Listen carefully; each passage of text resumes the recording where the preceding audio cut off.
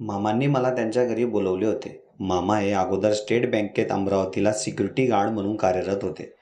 म्हणून मला अधिक मासात त्यांनी त्यांच्या घरी बोलावले नव्हते.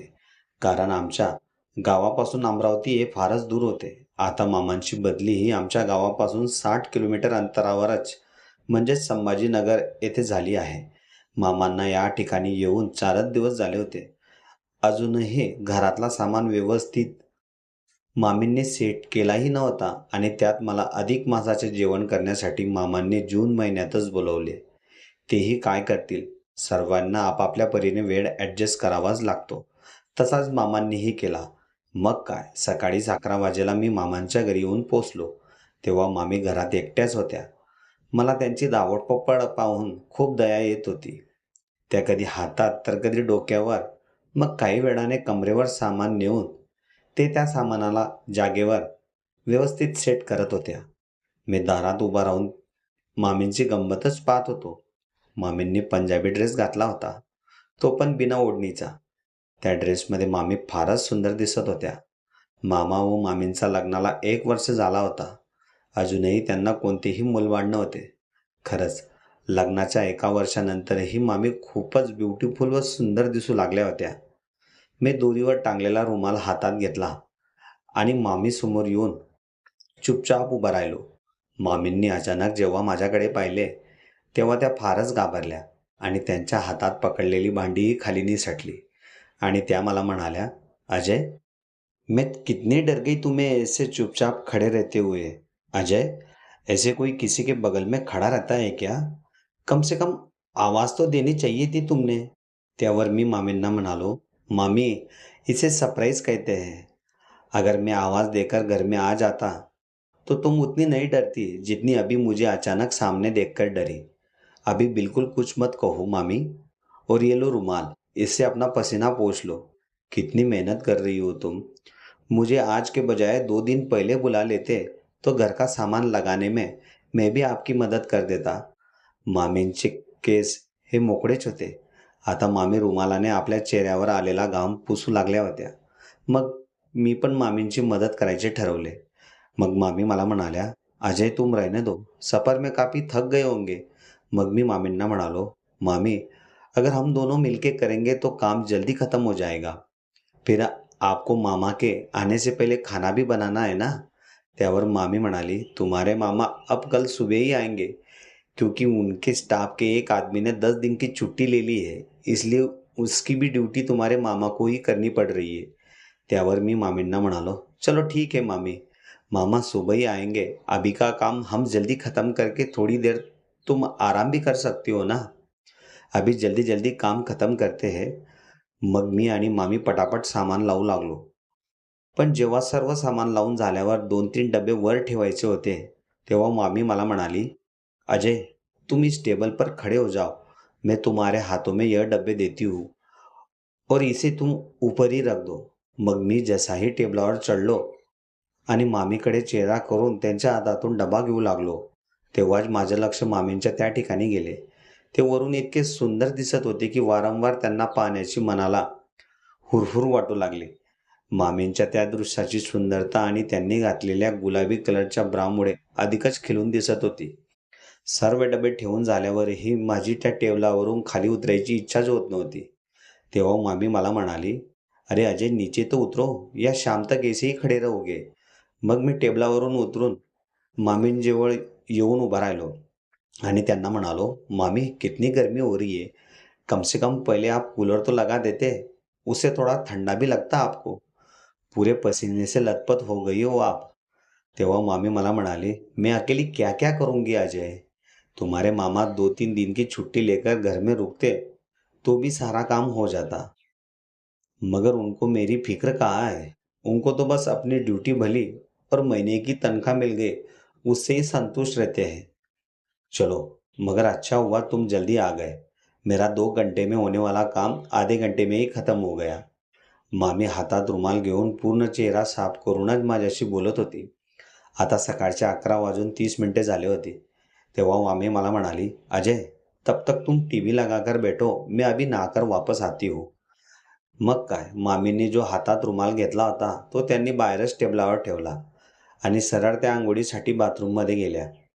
मग मी टीव्हीवर वुमन्स T20 वर्ल्ड कप मॅचचे हायलाइट्स पाहू लागलो आणि 10-15 मिनिटांनंतर बाथरूममधून मामींचा मला आवाज आला आणि त्या मला म्हणाल्या, "अजय, बेडरूम में मेरे कपड़े मैंने बेड पर रखे हैं, थोड़ा लाके दे दो ना, मैं भूल गई अंदर आते वक्त."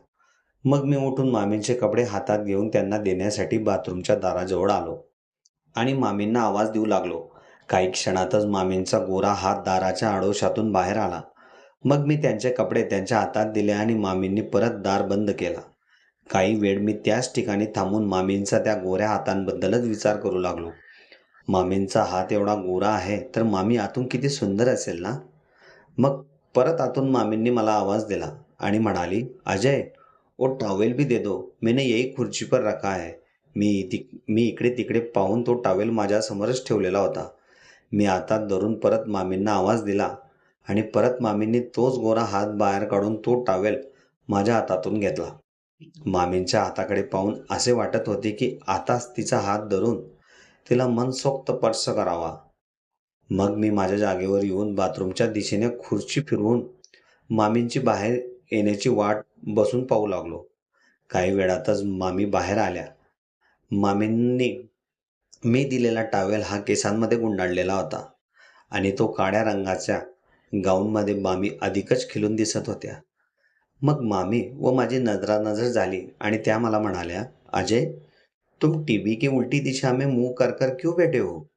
तेव्हा मी मामींना म्हणालो, "मामी, जब भी मैं टीवी देखने बैठता हूँ तब आप मुझे आवाज़ देकर बुला रही थी।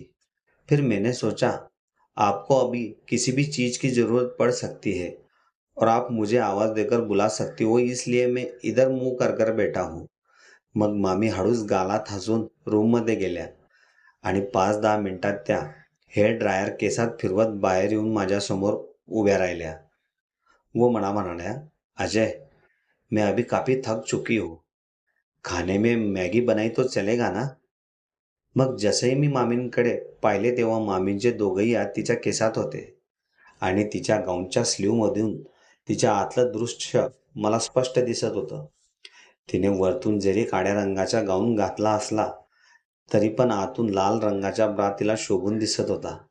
मग मी मामींना म्हणालो, "मामी, आप अभी कुछ भी बना लो, मगर रात को मामा आएंगे तो बढ़िया मसाले वाली सब्जी ही बनाना." तेव्हा मामी मला म्हणाली, "अरे अजय, तुम्हारे मामा रात को नहीं, कल सुबह ही आएंगे." त्यावर मी मामींना म्हणालो, "मैं थोड़ा भुलक्कड़ हो गया हूँ. शायद फिर कल सुबह ही बनाना मामी मसाले वाली सब्जी." अजूनही मामींचा हात केसातच होता आणि मी त्यांच्या त्या ठिकाणी पाहूनच त्यांच्याशी बोलत होतो. मग मामी सामान ठेवण्यासाठी रूममध्ये गेल्यानंतर मी सरळ किचनमध्ये आलो आणि चाकूने कांदे कापू लागलो. काही वेळाने मामीही माझ्या मागोमाग आल्या आणि मला म्हणाल्या, "अजय, ये क्या कर रहे हो? दिखाओ, मैं काटती हूँ प्याज. तुम्हें नहीं आएगा मैगी बनाना." त्यावर मी मामींना म्हणालो, "मामी, आज मेरे हाथों की मैगी खा के देखना. मैं बहुत स्वादिष्ट बनाता हूँ. अभी आप मेरे बगल में खड़े रहकर देखो, अगर मुझसे कोई गलती होती है तब बताना." मामी माझ्या मागेच उभी होती आणि मी काय काय करतोय ते पाहू लागली. मग मी जेव्हा कढईत तेल गरम झाल्यावर कांदे टाकले, जेव्हा कांदे गरम झाल्यावर त्याला चमच्याने परतू लागले तेव्हाच माझ्याच हाताची कोणीही मामींच्या त्या ठिकाणी जोराची लागली. तेव्हा मामी जोराने, "ओ माँ, मैं गई, बहुत जोर से लगा मुझे." मग मी गॅस बंद करून मामींना पाणी दिले आणि म्हणालो, "मामी, आपको क्या जरूरत थी मेरे नज़दीक खड़े रहने की? लग गई ना आपको जोर से." मामी जोराने अजूनही त्याच ठिकाणी आपला हात फिरवत होती. मग मी मामींना म्हणालो, "मामी, घर में कोई मलम है क्या?" त्यावर मामी म्हणाली, "अभी तो घर का सामान सेट किया ही है, अब मलम कहाँ ढूंढूं?" "नहीं नहीं, अगर होता तो मैं मेरे हाथों से लगा देता." तेव्हा मामी आश्चर्याने माझ्याकडे पाहत म्हणाली, "पहिले मॅगी बना लो, अपने आप दर्द कम हो जाएगा." मग मी फटक्यात मॅगी बनवली आणि अगोदर मामींना खाण्यासाठी दिली. पण अधूनमधून मामी तिच्या हात त्या ठिकाणी फिरवतच होती. मग मी पण मामींसोबत मॅगी खाण्यासाठी बसलो. बाहेरचे वातावरण फारच थंड झाले होते. केव्हाही पहिल्या पावसाच्या सरी कोसळून जमिनीला गरमीपासून शांत करणारच होते. मग मामी उठल्या आणि खाली प्लेट घेऊन त्या किचनमध्ये ठेवायला गेल्या आणि मी मजेतच मॅगी खाण्याचा आनंद घेत होतो. मामी आता त्यांच्या रूममध्ये जाऊ लागल्या. तेव्हा त्या मला म्हणाल्या, अजय, सच में मॅगी काफी अच्छी बनाई थी तुमने. मग रूममधून बाहेर आल्यावर मामींच्या हातात पिशवी होती. मग त्या मला म्हणाल्या, अजय, मैं कुछ देर में बगल वाले टेलर के पास होकर आती हूँ. तब तक तुम आराम से टीव्ही देखते रहो. मग मी पण माझी खाली झालेली प्लेट किचनमध्ये ठेवून टीव्ही समोर येऊन बसलो. त्यानंतर थोड्याच वेळात जून महिन्यात ज्याची सर्व लोकांना आतुरता असते, त्या मान्सून पावसाच्या सरी मामांच्या गावी कोसळायला सुरुवात झाली. पाऊस सुरुवातीला मध्यम गतीने पडत होता. वातावरणातील गारवा अधिकच वाढला होता आणि तेवढ्यातच अगदी दबक्या आवाजात कोणीतरी मला जवळ बोलवत होते. अजय, जल्दी बाहेर आओ, मैं गई. सुरुवातीला टीव्हीच्या आवाजामुळे मला तो आवाज स्पष्ट ऐकू आला नाही, म्हणून मी त्याकडे दुर्लक्ष केले. पण 2-3 मिनिटांनंतर तोच आवाज जेव्हा थोडा जोराने माझ्या कानावर पडला, तेव्हा मी भानावर येऊन धावतच घराच्या दाराजवळ गेलो आणि समोरचे दृश्य पाहून मी चकितच झालो. कारण मामी या दारासमोर असलेल्या पायऱ्यांवर ओली चिंब होऊन पाय धरून बसली. मग मी त्यांच्याजवळ जाऊन त्यांना विचारले, मामी, आपको ये क्या हो गया और आप बैठकर बारिश में क्यों भीग रही हो? तेव्हा मामी मला अगदी हळू आवाजात म्हणाली, अजय, मेरे पैर में काफी चोट आई है. मग मी मामीला माझ्या खांद्याचा सपोर्ट देऊन त्यांना उभे केले आणि त्यांना विचारू लागलो, मामी, आपके पैर में चोट कैसी लगी? मी मामींना घेऊन बेडरूममध्ये आणले आणि त्यांना बेडवर बसवले. तेव्हा मामी मला सांगू लागली, बारिश काफ़ी तेज़ हो रही थी, इसलिए मैं जल्दबाजी में सीढ़ियाँ चढ़ने लगी. तभी मेरा पैर सीढ़ियों से फिसला और मेरा पूरा शरीर का वजन वही पैर पर आ गिरा. काफ़ी दर्द हो रहा है अजय, मुझे पैर में. मामी, आप अभी आराम करो, मैं अभी मेडिकल से पेन रिलीफ ट्यूब लेके आता हूँ. मग मामी मला आवाज देऊन म्हणू लागली, अरे अजय, पैसे तो लेकर जाओ. मग मी त्यांना ओरडून म्हणालो, मामी, मेरे पास पैसे है, आप आराम करो. 5 मिनिटातच मी मेडिकलवरून ट्यूब घेऊन घरी आलो आणि सरळ मामींच्या बेडरूमच्या दाराजवळ आलो.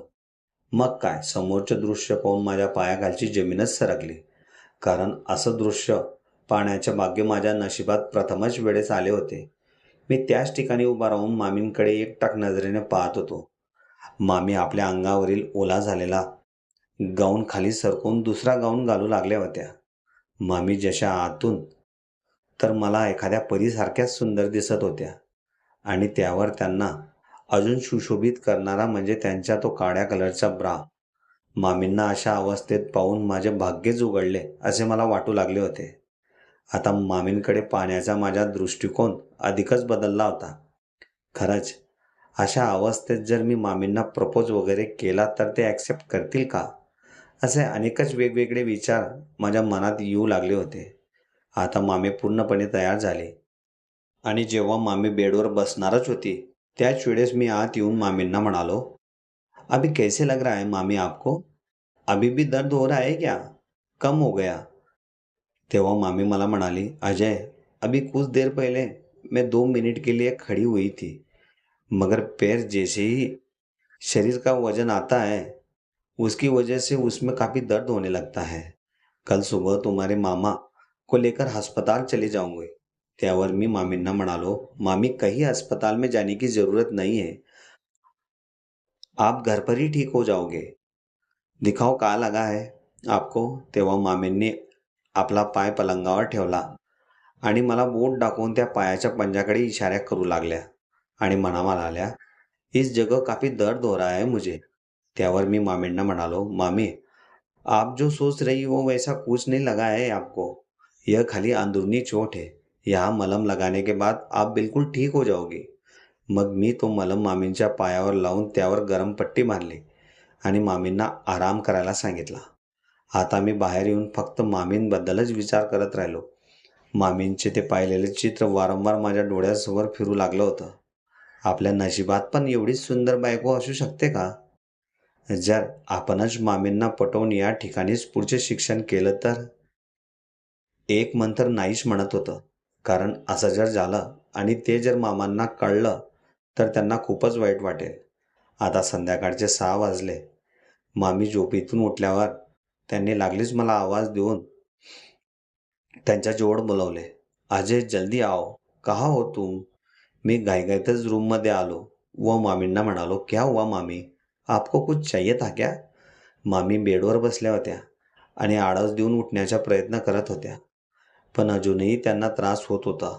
तेव्हा मी मामींना म्हणालो, मामी रुको, पहले मैं आपके पैर की पट्टी खोलकर देखता हूँ, फिर आप धीरे धीरे चलना. मग मी मामींच्या पायाची पट्टी उघडली. पायाला कोणतीही प्रकारची सूज नव्हती, पण आतून मार लागल्याने त्यांना त्रास होऊन चालताही येत नव्हते. तेव्हा लागलीच मामी मला म्हणाली, अजय मेरा एक काम करोगे? मेरा हाथ पकड़ के मुझे तुम बाथरूम तक छोड़ दो, मैं तब तक फ्रेश हो जाती हूँ. त्यावर मी मामींना ठीक आहे म्हणालो आणि मामींचा एक हात मी माझ्या हातात घेऊन त्यांना जागेवरून उठवण्याचा प्रयत्न करू लागलो. पण मामींना त्यांच्या पायावर उभे राहता येत होते, पण चालता येत नव्हते. मग मी मामींना त्यांचा एक हात माझ्या खांद्यावर ठेवायला लावला आणि नकळत माझा हात ॲटोमॅटिक मामींच्या कमरेवर आला.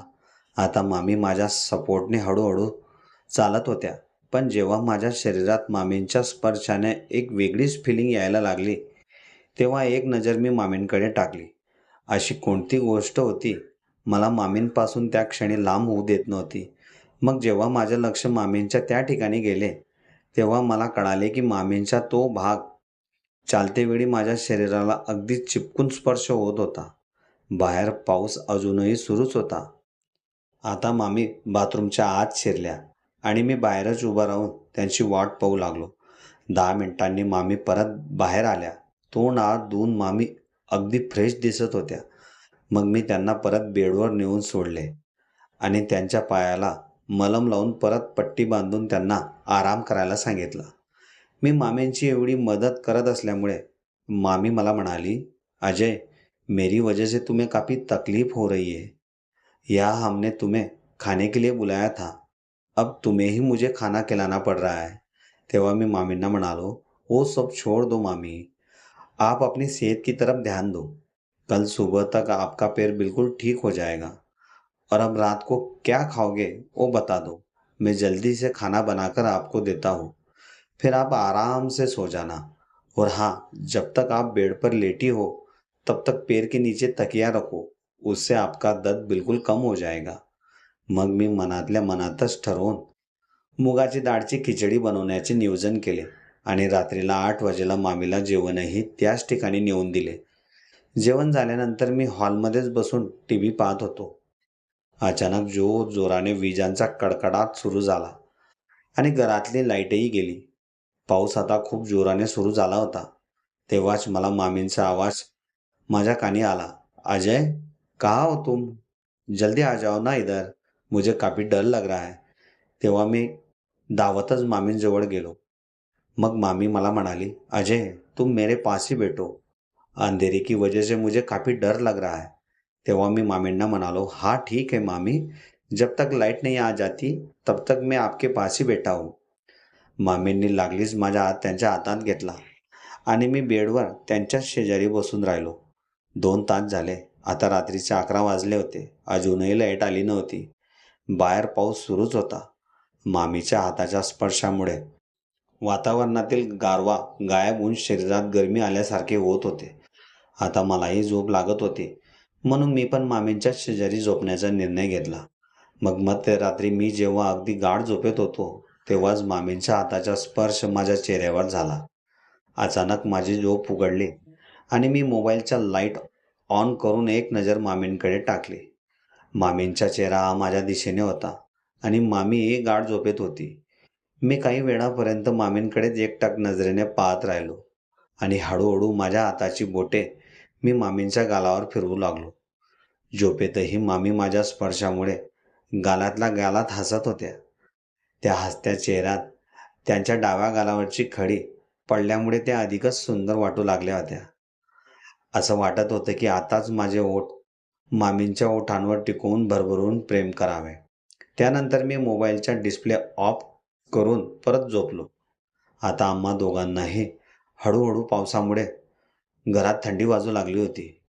मग काही कालावधीनंतर मामी अजून माझ्याकडे सरकून चिटकून झोपल्या. मला ते फार विचित्र वाटत होते, पण मी पण अशा संधीची वाट मामींना ब्रावर पाहिल्यानंतर शोधत होतो. आता मी पण मामींच्या अंगावर हात टाकून डोळे मिटले होते. तेव्हा अचानक मामींच्या नाकातून निघणारे गरम श्वास माझ्या ओठांना स्पर्श करू लागले होते.